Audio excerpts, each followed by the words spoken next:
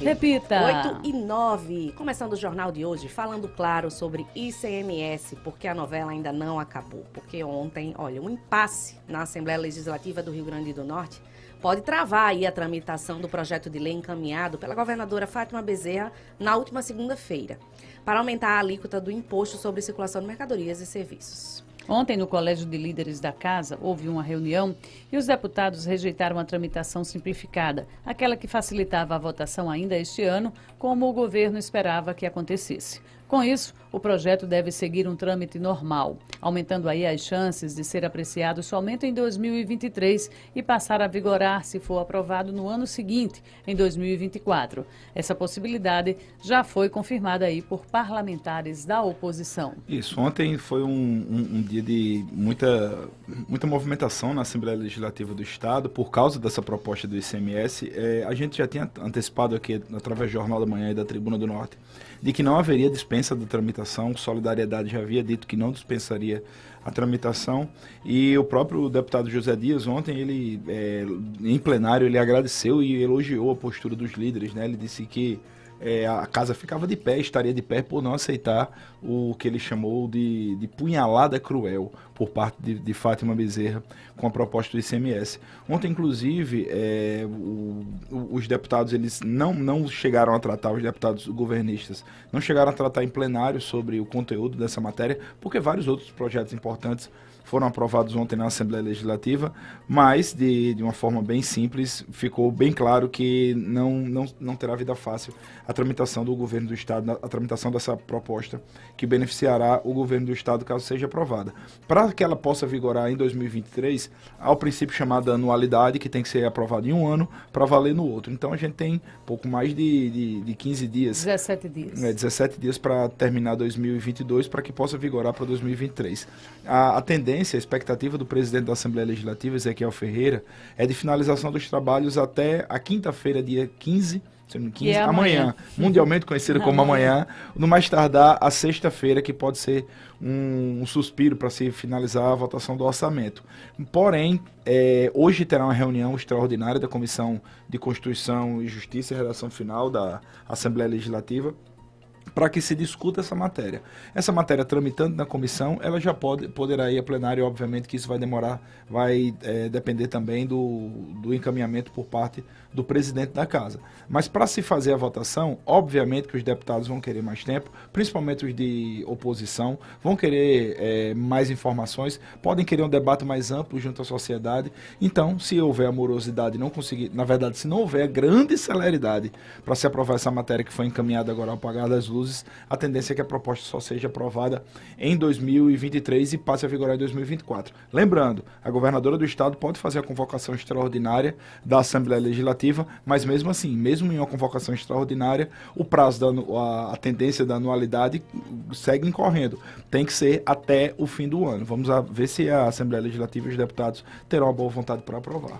Júlio Pinheiro, meus caros ouvintes, exatamente tudo isso que você colocou, fez um resumão realmente do que é o sentimento da Assembleia no dia de hoje. Amanhece com a reunião da Comissão de Constituição e Justiça, que já poderia até ter encerrado, os trabalhos ontem, né? Mas estrategicamente o presidente, que é o deputado George Soares, ele deixou os trabalhos da comissão ainda em aberto, que seria uma forma de analisar essa matéria polêmica, porque tudo já foi votado na CCJ. Ele, inclusive, já fez uma prestação de contas em plenário do trabalho realizado por essa comissão. Tinha tudo para ser encerrado, mas deixou a porta aberta a uma estratégia política para analisar, pelo menos na primeira comissão, a aceitabilidade dessa matéria, desse reajuste do percentual do ICMS. Então, o CCJ ainda pode avaliar, tem tempo hábil para isso. O grande problema, Júlio Pinheiro, é o calendário. O governo corre contra o tempo, contra um calendário que tem apenas 17 dias, tirando os finais de semana, vão ficar poucos dias úteis para a tramitação normal nas outras comissões. Não vai ser surpresa se hoje algum deputado da oposição pedir, inclusive, vistas lá na CCJ, para não apreciar a matéria e não votar já na primeira porta de tramitação da casa. Pode acontecer. Ontem eu conversei com vários deputados estaduais, oposição e governo, o sentimento é esse. A verdade é que o governo do estado, mesmo sabendo do grau de dificuldade que ele está colocando agora para a opinião pública, e eu digo agora porque essa realidade a gente não tinha conhecimento em números até pouco tempo atrás, o governo não se preparou para esse momento. Outros estados já fizeram isso e já estão com o problema resolvido porque as matérias foram aprovadas nas casas legislativas obedecendo trâmites legais. Aconteceu isso em Sergipe, no Piauí, que já reajustaram as alíquotas, né? O Pará também, mas aqui no RN não, deixaram tudo para última hora, confiando aí numa pressão política que daria certo, mas a casa não estava preparada e articulada para votar essa matéria. Tem muitos deputados insatisfeitos com a morosidade do governo em liberar emendas parlamentares que são impositivas e que o governo liberou para uns e não liberou para outros. Isso também causa um descontentamento. O Liciane já chamou na escalada e a gente vai trazer detalhes. Tem deputados que não querem, claro, não querem se indispor aí porque fazem parte de um processo sucessório nos próximos dias na Assembleia. Tem várias nuances dentro da casa que não facilitam a tramitação dessa matéria. O governo tinha que ter realmente começado a articular isso mais cedo. Não é novidade essa queda de receita. Estamos vivenciando esse momento desde julho.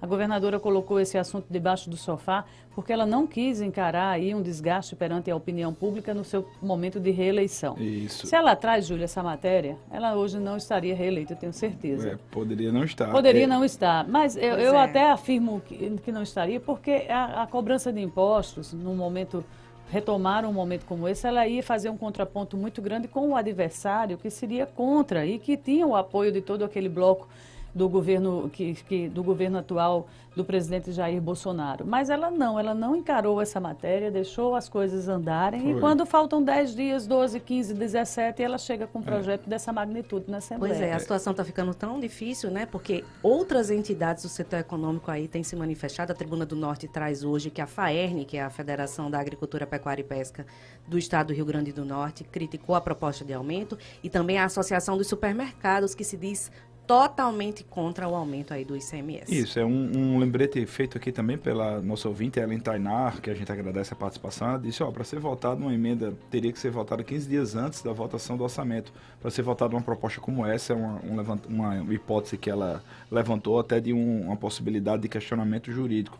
E ontem, inclusive, também, Virginia, para a gente passar para a nossa pauta, o secretário de Comunicação do Estado, Daniel Cabral, que a gente mandou um abraço aqui, extremamente competente. Daniel. Ele encaminhou uma nota respondendo à coluna Notas e Comentários aqui da Tribuna do Norte, falando que não havia contradição entre o que foi dito por Fátima Bezerra e o que está sendo proposto nesse momento. E o que ele disse? O que tinha dito na coluna era que era contradição, porque Fátima disse que teria 1,2 bilhão para fazer de investimentos esse ano. E antes de ontem, né, os secretários Aldemir Freire e Carlos Eduardo Xavier disseram que se não tivesse essa aprovação dessa emenda, não teria dinheiro sequer para pagar a folha de pagamento, muito menos investimento. E o que falou aqui, eu vou ler rapidamente, ele falou, não há contradição entre o que disse a governadora Fátima Bezerra, mesmo antes da campanha eleitoral, e o que a equipe do governo afirma neste momento, que leva à Assembleia Legislativa 2 importantes projetos para a recomposição das finanças, devolvendo o equilíbrio ao Estado. Sim, o Estado estava com as finanças em equilíbrio, honrando inclusive o pagamento das dívidas, mas foi surpreendido pela posição unilateral que impôs uma perda de 341 milhões neste ano e trará mais 1 bilhão de perdas em 2023. Cabe esclarecer por isso que sempre foi afirmado com muita transparência. E aqui, mas ele discorre, essa resposta será publicada na íntegra, na Notas e Comentários, mas acontece que o que Fátima já tinha conhecimento sobre isso na campanha eleitoral. O que a coluna chamou a atenção e que todo mundo acompanhou e que é fato, com todo respeito às respostas enviadas e ao comentário de Daniel Cabral, secretário de Comunicação, é que a possibilidade de investimentos de R$1 bilhão ela surgiu na campanha e foi mantida pós-campanha por Fátima. Exatamente. Ela deu entrevistas como reeleita, falando nisso, que o Rio Grande do Norte ia viver um novo momento, primeiro porque Lula foi eleito presidente e porque ela não teria o compromisso aí de pagar folhas no valor de R$1 bilhão que ela teve que honrar. Então, essa sobra, ela cantou e decantou. Ela disse aqui em setembro, eu não vou falar aqui ipsis literis qual foi a frase dela, mas ela disse que em setembro do ano passado, em entrevista aqui, inclusive a Virginia, uma sabatina feita aqui na Jovem Pan de Natal, ela disse que teria 1,2 bilhão para investimento no ano que vem. A partir do ano que vem. Nós já estávamos com a alíquota reduzida. Já estava em vigor. É isso que a gente quer dizer. E antes disso, inclusive, o secretário de Tributação do Estado, Carlos Eduardo Xavier, que também muita competência, muito trabalhador, e sempre muito disposto a esclarecer todas as dúvidas da sociedade. Ele falou aqui a Jovem Pan News de Natal sobre esse prejuízo que estava sendo projetado pelo governo do estado. Então, o que Fátima fez foi, ao encaminhar esse projeto do ICMS, foi sim, de fato, eu mantenho isso, contradizer o que ela disse durante a campanha eleitoral. Poderia dizer que Fátima mentiu na campanha eleitoral, dizendo que teria esse 1,2 bilhão, porque ela já sabia sobre essas perdas. Já sabia, a alíquota estava reduzida, ela já estavam entrando recursos em menor quantidade nos cofres estaduais, porque se reduziu, era 29, não era, Júlio? Para 17? Era 29, passou para 18. Para 18, né? Então, houve uma queda, ela tinha total consciência na arrecadação de agosto, na arrecadação de setembro, na arrecadação de outubro, e esse discurso ele se manteve até esse período. Aliás, o discurso só mudou agora, sim, no mês de dezembro. A única coisa que a governadora fez, e aí eu vou registrar também, e que pode ser a salvação, entre aspas, da lavoura dos cofres estaduais, é uma decisão que está hoje para sair do Supremo Tribunal Federal, que diz respeito aí ao reajuste do ICMS, a redução do ICMS só no item combustível.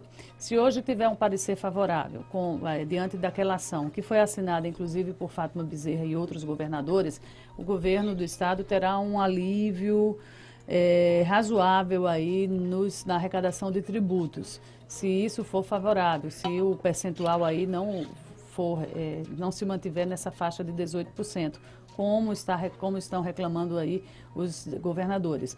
Mas será a única salvação, Júlio, porque eu não enxergo outra alternativa política na Assembleia, diante da reação dos deputados ontem, para que essa matéria passe em 2022. Não é? Então, foi o único movimento que a governadora fez foi em relação ao ICMS do combustível. Aquele chamado ICMS, como é que chama, Alicia? Modal. Aprendemos essa alíquota modal, né, que pega de A a Z, de você tributar um broche de cabelo até o litro da gasolina.